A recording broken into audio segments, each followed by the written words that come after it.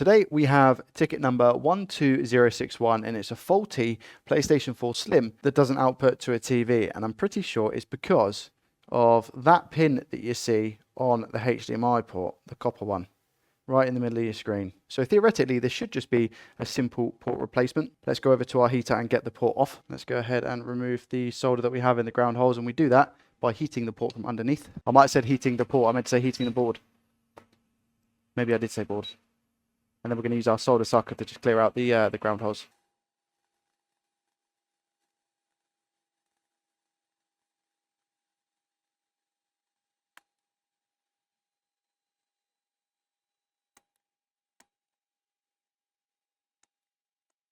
Just like that. Perfect.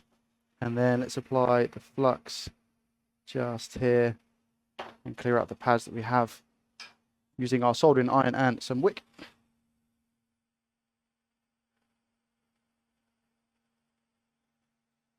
Just in an up and down motion rather than a side to side.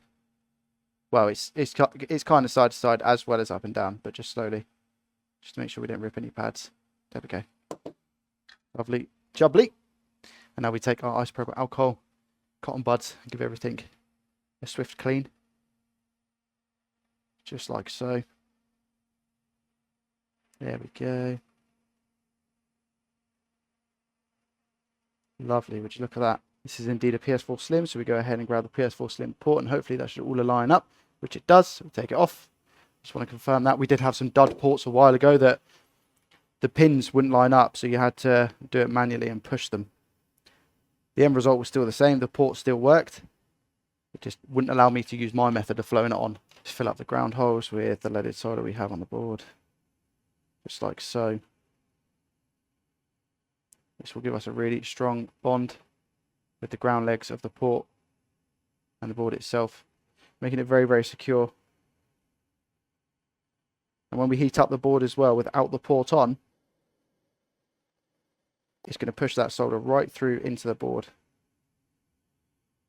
Whereas for now, it looks like it's bubbling above.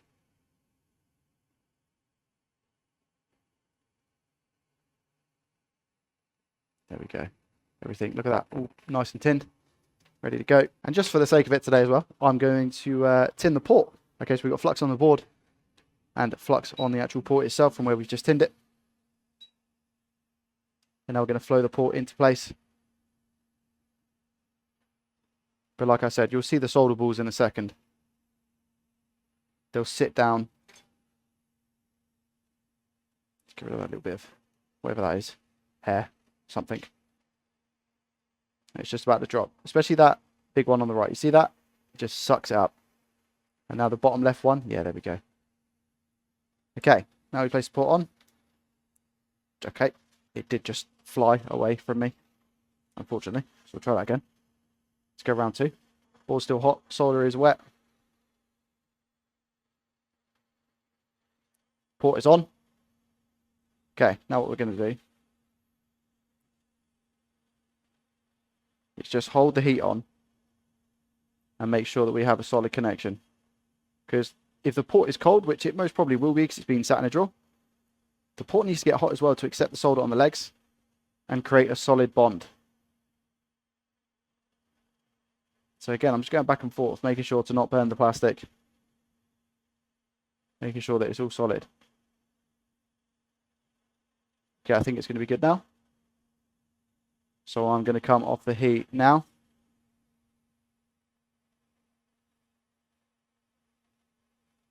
Just wait for that solder to harden. There we go, you see it? Let's make sure the ground legs are hard as well, which they are. Nice. And now we're going to inspect it. And I don't usually put solder on the port, so it'll be interesting to see what happens here. Let's see if we've potentially created any bridges by doing that.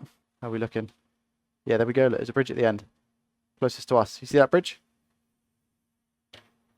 Probably because, like we said, we've got too much solder on here. I need the port to be like this, ideally. Okay, let me use that to hold that up. Perfect, look at that. Get some light in there. Zoom in a bit. Okay, nice one. So what we're going to do now is apply some flux. Just there. Take that hair off the board. Somehow it's got there. We take our soldering iron. Just simply going to run our iron over these pins. and just tap them.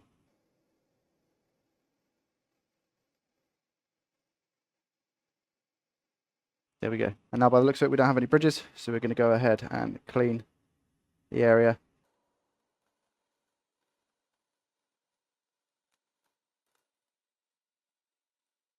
And just make sure it's all good.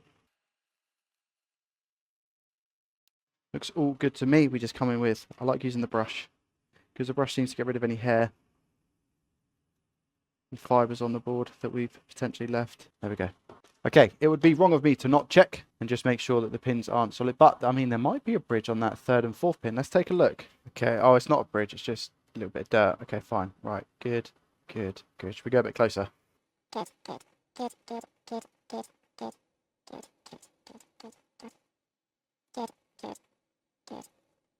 Good. Okay, everything solid. And my favourite reason for dropping a port into place is the ground legs. And look at the ground legs on this. If I hold it like that, you should get a good image. There we go. Look. Come all the way through the board and are hugging the legs on the port. This should be all good to go. I'll pass it back to the technician. We'll give it a test and I'll let you know if it works or not.